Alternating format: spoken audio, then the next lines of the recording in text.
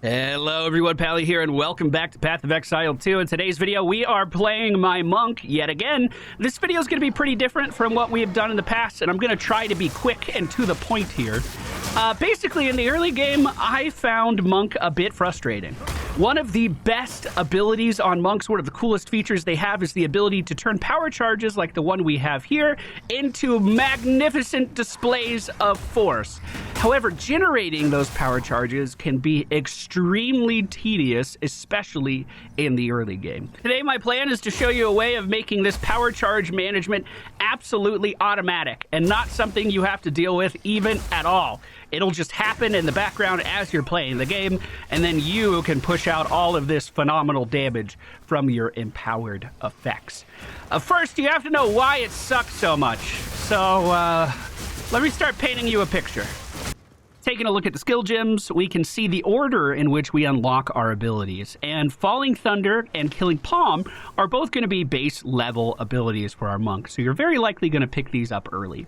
Killing Palm allows you to execute an enemy to generate a power charge, and Falling Thunder allows you to do a very big AoE with power charges that you infuse into it. Because both of these are electricity abilities, I decided to keep the theme going on my monk, and we picked up Tempest Fury, which is just a lightning attack where we hold down left click, has a chance to shock enemies, which is great because if we do shock them, we can then use Siphoning Strike to generate yet another power charge. While there are some clear synergies in between these abilities, I find in practice using them together to be pretty difficult. For instance, my Tempest Flurry does so much damage that I usually just kind of kill enemies in a single combo. So even if I shock them, I can't go in with Siphoning Strike to then detonate that person and generate the power charge. Then, if there's enemies like this that need to be executed, sure, I can stop fighting and then execute them, but that kind of puts a hamper into the entire flow of combat. I'm here to blow up screens. I'm not here to hit an enemy a little bit and then back up and then go back in to get the charge just so I can then use one empowered attack. I found all of that to be super duper tedious. Now, if you can imagine for a moment putting yourself in my shoes, I leveled with a summoner witch who had dozens of pets going around and attacking everything constantly. So even if I did want to execute an enemy, even if I did stop attacking early, it was just completely rolled over by skeletons. We needed to find a better way, and we found it. There is a ranger buff ability called Combat Frenzy. Gain a frenzy charge when you freeze, electrocute, or pin an enemy. Tempest Flurry, the attack we were using before, does not electrocute enemies, though. You can make it with a support gem, but then you're kind of lowering its potential damage output. So instead of using Tempest Flurry, we swap our attack over to Ice Strike, which by default has a chance of freezing enemies.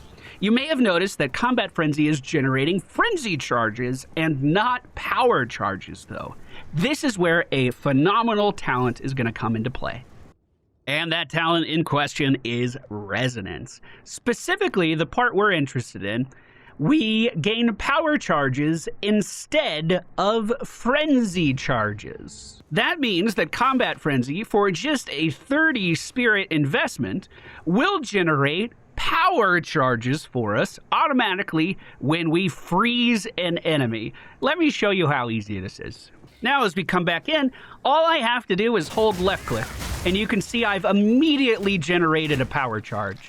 Now I can infuse my weapon with more damage, and I'm still generating power charges as we are just cleaving through all of these enemies.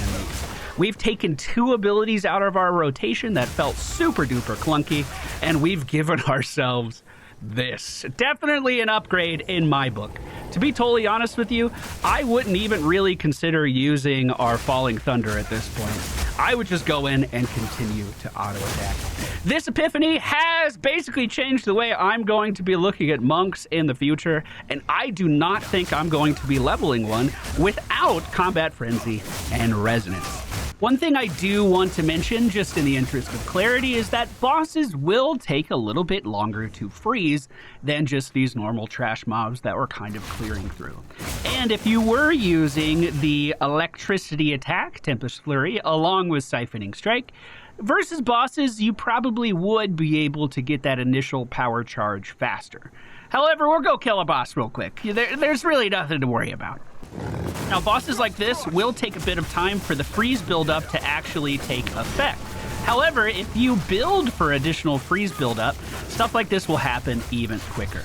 Now that he's frozen, we get all of our power charge, we drop the bell, and we try to do as much damage as humanly possible before the boss hits a phase and teleports away with the HP that it has.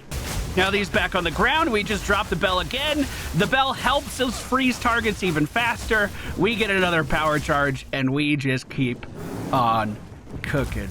I kind of wish he would just stay on the ground. This is kind of anticlimactic that he keeps flying away. He goes back down, so does our bell, and look how fast that freeze builds up. As soon as he's not stunned, he does become frozen. And our power charges just keep on rolling. Like I said, very different video for us today. Normally, I'm talking about a whole build for a character and then walking you guys through it, rather than just one part of a mechanic. But once I really understood how resonance worked, it was very eye-opening. And one thing I'm constantly chasing in games like this is knowledge. Once I can figure out something that gives me a better perspective on something else, it's just the best feeling in the entire world.